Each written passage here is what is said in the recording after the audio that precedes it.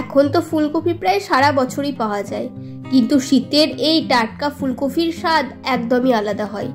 আজকে আমি আপনাদের জন্য যে ফুলকপির রেসিপি নিয়ে এসেছি সেটা অন্যান্য ফুলকপির রেসিপির থেকে একদমই আলাদা, অথচ খুব সিম্পল আর সহজভাবে এই রেসিপিটা তৈরি হয়ে যায়। নমস্কার বন্ধুরা, আপনাদের সকলকেই স্বাগত জানাই ঘোষ কিচেনে। আজ আমি আপনাদের জন্য নিয়ে হাজির হয়েছি গোবি মশলার রেসিপি নিয়ে। আশা করি আজকের রেসিপিটি ভালো লাগবে। ভিডিওটি ভালো লাগলে চ্যানেলটি সাবস্ক্রাইব করার অনুরোধ রইল। এই রেসিপির জন্য একটা বড় সাইজের ফুলকপিকে কেটে নিয়েছি দেখুন, আর একটু বড় বড় করে এগুলোকে কেটে নিয়েছি। আর এইদিকে নিয়ে নিয়েছি আলু, একটা বড় সাইজের আলুকেও এইভাবে লম্বা লম্বা করে কেটে নিয়েছি। প্রথমে কড়াইয়ে দিয়ে দিচ্ছি সাদা তেল, একটু বেশি পরিমাণে তেল দিচ্ছি কারণ সমস্ত সবজিকে এই তেলের মধ্যে ফ্রাই করে নেব। তেল খুব ভালোভাবে গরম হয়ে যাওয়ার পর আমি প্রথমে ফুলকপিগুলোকে ভেজে নেব। আর ফুলকপি ভাজার সময় সামান্য পরিমাণে হলুদ গুঁড়ো আর স্বাদ অনুসারে লবণ এর মধ্যে অ্যাড করে দিলাম।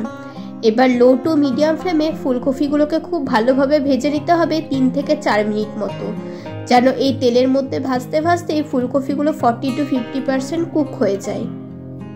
হাই ফ্লেমে ফুলকপিগুলো ভাজলে ওপরটা কালার চলে আসবে, অথচ ভেতর থেকে সেদ্ধ হবে না। তাই মিডিয়াম ফ্লেমে ফুলকপিগুলোকে দেখুন নেড়ে চেড়ে আমি ভেজে নিয়েছি। আর ফুলকপিগুলো আগের থেকে নরম হয়ে গেছে, এবার তুলে নিচ্ছি।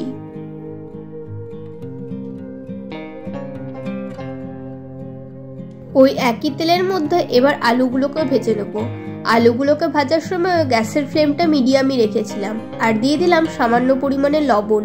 যেহেতু ফুলকপিগুলো ভাজার সময় হলুদ দেওয়াই ছিল, তাই আর হলুদ এই সময় অ্যাড করলাম না, শুধুমাত্র লবণ দিলাম। আলুগুলোকে এবার 4 থেকে 5 মিনিট মতো নেড়ে চেড়ে ভেজে নেবো, যেন আলুগুলো 50% মতো কুক হয়ে যায়। দেখুন আলুগুলোর মধ্যে হালকা কালার চলে এসেছে, এবার এগুলোকেও আমি তুলে নিচ্ছি।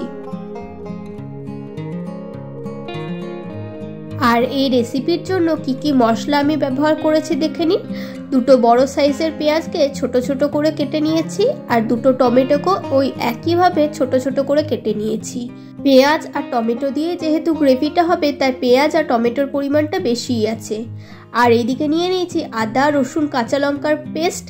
আর এখানে আরেকটা টমেটোকে লম্বা করে কেটে নিয়েছি, এটা শেষে গার্নিশের জন্য ব্যবহার করব, তা এইভাবে কেটেছি। এবার ওই একই তেলে অ্যাড করলাম 4টে এলাচ ফাটিয়ে, আর দিয়ে দিলাম সামান্য পরিমাণে দারচিনি। তারপর আমি এর মধ্যে কেটে রাখা পেঁয়াজটাকে অ্যাড করে দিচ্ছি। পেঁয়াজটাকে খুব ভালোভাবে ভেজে নিতে হবে যতক্ষণ না পর্যন্ত পেঁয়াজের কালারটা গোল্ডেন ব্রাউন হয়ে আসছে। আজকের গোবি মশলাটা পেঁয়াজ আর টমেটোর গ্রেভিতে কষিয়ে করব, এর মধ্যে কোনো রকমের জল আমি ব্যবহার করব না।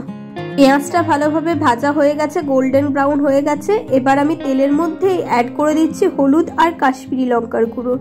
এইভাবে তেলের মধ্যে হলুদ আর লঙ্কার গুঁড়ো দিলে কালারটা খুবই ভালো হয়।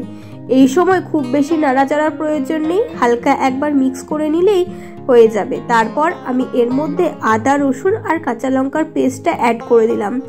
আদা রসুন আর কাঁচা লঙ্কার পেস্টটা দেওয়ার পর খুব ভালোভাবে মশলাটাকে কষিয়ে নিতে হবে, যেন মশলার মধ্যে কোনো রকম কাঁচা গন্ধ না থাকে।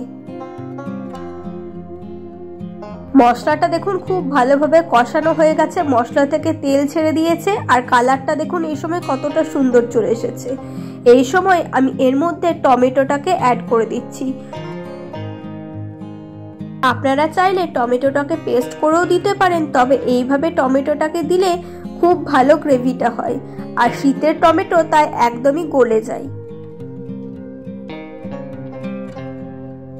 টমেটোটাকে দিয়েও আমি মশলার সাথে খুব ভালোভাবে সময় নিয়ে কষিয়ে নিয়েছি। দেখুন লো টু মিডিয়াম ফ্লেমে এইভাবে টমেটোটাকে কষিয়েছি, তাই দেখুন টমেটোটা একদমই সফট হয়ে গেছে। এর মধ্যে 1 চামচ পরিমাণে ধনে গুঁড়ো আর 1/2 চামচ পরিমাণে জিরে গুঁড়ো অ্যাড করলাম।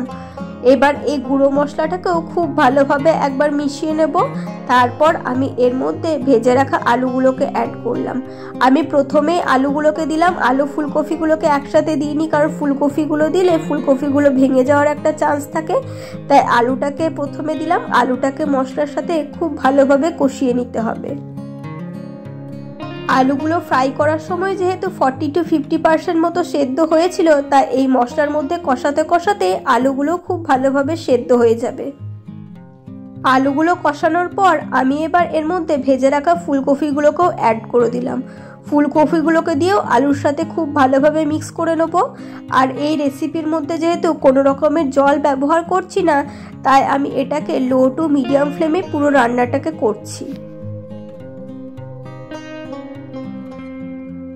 ফুলকপি আর আলুটাকে 4 থেকে 5 মিনিট মতো মশলায় কষিয়ে নেওয়ার পর আমি ওপর থেকে অ্যাড করে দিচ্ছি কাজু বাটা। 6 থেকে 8টা কাজু আমি আগে থেকেই ভিজিয়ে রেখেছিলাম, সেটাকে পেস্ট করে এর মধ্যে দিয়ে দিলাম। এই কাজুটাকে দেওয়ার পরও সব কিছুকে খুব ভালোভাবে কষিয়ে নিতে হবে।